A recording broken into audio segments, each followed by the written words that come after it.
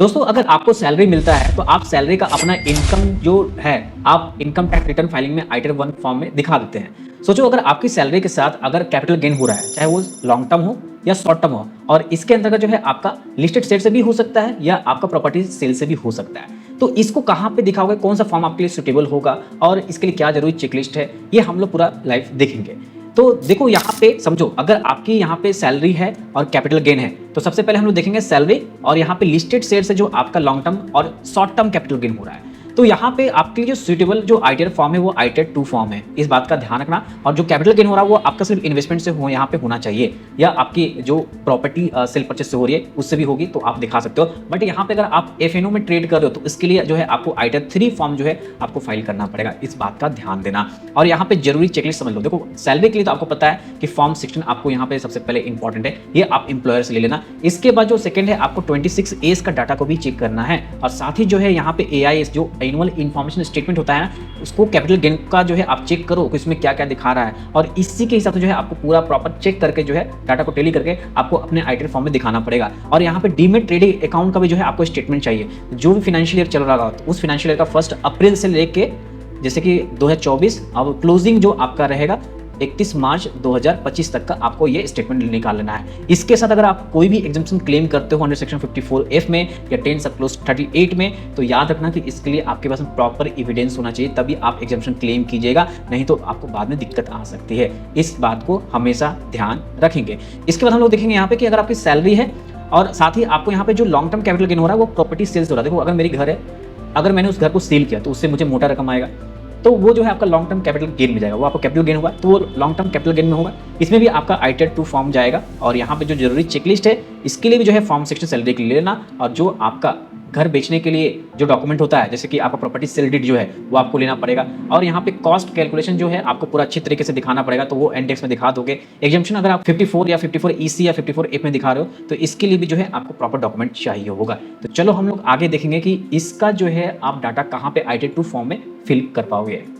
सबसे पहले आपको यहाँ पे अपने पोर्टल पे आ जाना है, लॉगिन करके, जो आपका इनकम टैक्स का पोर्टल है। यहाँ पे जो है सबसे पहले आप ई फाइल पे जाके जो है अपना व्यू फॉर्म 26A पे क्लिक करना। अब इस डाटा को चेक करना, इसमें जो है आपका जो भी TDS या जो भी क्रेडिट होगा वो आपको दिखेगा। यहाँ financial year assessment year select करना, HTML और व्यू डाउनलोड पे क्लिक करना, यहाँ पे आपका शो करेगा, तो यहाँ पे शो कर रहा है। इसके साथ जो है आपको AIS डाटा को भी चेक करना है। AIS पे क्लिक करेंगे, क्लिक करते हैं यहाँ पे जो है AIS का आएगा, और TIS को चेक करो। TIS में दिखेगा कि आपका यहाँ पे डिविडेंड से भी यहाँ पे दिखा रहा है, सेविंग अकाउंट से, डिपॉजिट से, सेल्स ऑफ सिक्योरिटीज से दिखा रहा है। तो ये आपका जो है कैपिटल गेन में आएगा, जो सेल्स ऑफ सिक्योरिटीज है, इस बात का ध्यान रखना। बिजनेस रिसिप्ट में सैलरी नहीं है इनका, तो आपको समझना है कि ये आईटीआर 2 फॉर्म में कहाँ पर दिखाएगा, मैं इसलिए दिखा देता हूँ आपको। तो सिंपल सा आपको यहाँ जाके फॉर्म को सेलेक्ट कर लेना है, ऑनलाइन पे जाना है, कंटिन्यू पे क्लिक करना है, और यहाँ पे आपको स्टार्ट न्यू पे करना है, और इंडिविजुअल भी रहेगा, कंटिन्यू पे क्लिक करेंगे। और यहाँ याद रखना कि जो आपका AIS में दिखा रहा है उसके अकॉर्डिंग तो यहाँ पे आईटीआर फॉर्म 2 नहीं जाएगा, क्योंकि इनका बिजनेस रिसिप्ट है। मैं आपको दिखा रहा हूँ कहाँ पे फिल होगा। कंटिन्यू पे क्लिक करना और यहाँ पे अपना फॉर्म सेलेक्ट करना आईटीआर 2 का, और प्रोसीड विद आईटीआर 2 करना, ओके पे क्लिक करना, लेट गेट स्टार्ट पे क्लिक करना। करते ही जो है आपके पास में यहाँ पे पूरा आज इस तरह से आ जाएगा। तो अदर पे क्लिक करना, कंटिन्यू पे क्लिक करना, और यहाँ पे पूरा शेड्यूल आ जाएगा। तो शेड्यूल में यहाँ पे देखो जनरल इन्फॉर्मेशन है, इनकम में देख लो, जो भी आपका यहाँ पे इनकम में होगा सारा चीज़ सेलेक्ट कर लो। मैं भी सेलेक्ट कर लेता हूँ, बाद में मैं आपको पूरी तरीके से दिखाऊंगा किस तरह से आप कर सकते हो, है ना। तो चलो यहाँ पे मैंने कर लिया, और यहाँ पे हम लोग आगे बढ़ के डिडक्शन भी हो सकता है, तो डिडक्शन को भी चेक करना। कंटिन्यू पे क्लिक करते हैं, ओके पे क्लिक करते हैं, ठीक है। देखो सबसे पहले यहाँ पे समझो कि सैलरी होगी तो सैलरी वाले सेक्शन में जाके आपको यहाँ पे जो ग्रॉस सैलरी है, आपका जो फॉर्म 16 है, फॉर्म 16 के अनुसार जो है यहाँ पे पूरा ब्रेकअप को आपको देना है। यहाँ पे आप पूरे एम्प्लॉयर का नाम दोगे, 10 नंबर, यहाँ पे नीचे सेलेक्ट करना जो भी होगा, और यहाँ पे पूरा पूरी तरह से एड्रेस डाल दोगे। डालने के बाद जो है आप देखना जो फॉर्म 16 होगा उसके अनुसार जो है सारे वैल्यू को यहाँ फिल कर देना। फिल करने के बाद जो है ऑटोमेटिक ग्रॉस सैलरी यहाँ पे दिखाएगा जब सेव करोगे। तो याद रखना कि अभी जो स्टैंडर्ड डिडक्शन है सैलरी पे वो 75,000 एंड 75,000 डिडक्शन होकर जो है आपका यहाँ पे दिखाने वाला है, ठीक है।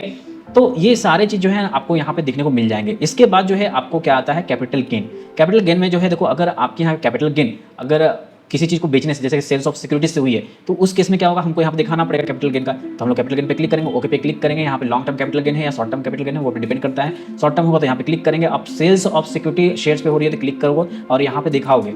दिखाने के बाद यहाँ पे ध्यान देना कि आपका वेयर ट्रांसफर वाज बिफोर 23 जुलाई 2024, तो उसके बाद का होगा, उसके अकॉर्डिंग यहाँ पे डाटा फिल करना। पहले सेक्शन यहाँ पे समझ लो 111A के अंदर होगा। अब यहाँ पे जो है आपको दिखाना पड़ेगा कॉस्ट ऑफ एक्विजिशन विदाउट जो भी इंडेक्सेशन है ना, तो वो डाल देना। अब यहाँ पे जो भी सिक्योरिटी ट्रांजेक्शन या कुछ भी लगा होगा तो वो सब चार्जेस ऐड कर देना। अब यहाँ पे जो फुल वैल्यू कंसिडरेशन है ये सबसे ऊपर में आपको फिल करना पड़ेगा। तब यहाँ पे ऑटोमेटिक जो है टोटल में कैलकुलेट होकर आ जाए कितना प्रॉफिट हो रहा है या लॉस हो रहा है, तो वो आपको शो कर देगा। सेव कर देना। सेव होने के बाद जो है ना इसका ब्रेकेट टेबल नंबर एफ में देना पड़ता है, जो भी आपका गेन हुआ है। याद रखना कि टेबल नंबर एफ को आपको छोड़ना नहीं है। टेबल नंबर एफ जो है कहाँ पे आएगा, यहाँ पे आएगा। यहाँ पे सारे चीज दिए गए हैं, जो भी आपका टेबल नंबर एफ है वो शो करेगा कि कहाँ पे फिल करना है, ठीक है।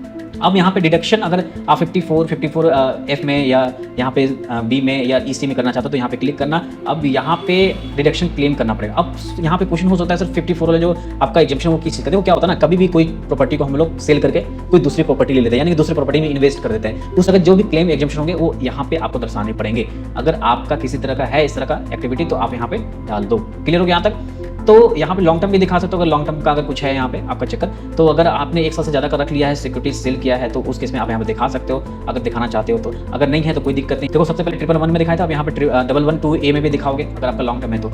अगर नहीं है तो कोई दिक्कत नहीं, इसको एज इट इज छोड़ दो, अब उसके बाद आगे बढ़ जाओ। क्लियर हो गया। अगर आपकी हाउस प्रॉपर्टी से शॉर्ट टर्म गेन हो रहा है तो आप हाउस प्रॉपर्टी से दिखा सकते हो। देखो बहुत सारे यहाँ पे ऑप्शन दिए गए, सारे ऑप्शन को सही तरीके से पढ़ना। फ्रॉम सेल्स ऑफ लैंड और बिल्डिंग और बोथ, तो यहाँ पूरा ब्रेकअप देना पड़ेगा। तो देखो यहाँ पे डाउट नहीं होना चाहिए किस तरह से मैंने यहाँ पे बताया था। देखो यहाँ पे मैंने आपको प्रॉपर्टी से भी बताया था, तो प्रॉपर्टी का जो सेल डीड है वो आपको यहाँ पर रखना पड़ेगा, उसी के अनुसार जो है डाटा यहाँ पे फिल करना पड़ेगा। देखो ये चीज़ें ध्यान देनी है, कहाँ कहाँ मैंने आपको बताया, तो ये सबको ध्यान देते हुए आपको आगे प्रोसीड करना पड़ेगा। और हर एक गेन का जो है टेबल नंबर एफ जो है आपको फिल करना पड़ेगा, बिना उसके जो है आगे नहीं बढ़ सकते हो। तो क्लियर हो गया यहाँ पे। तो अब हम लोग आईटीआर सीरीज के 13 एपिसोड में मिलेंगे।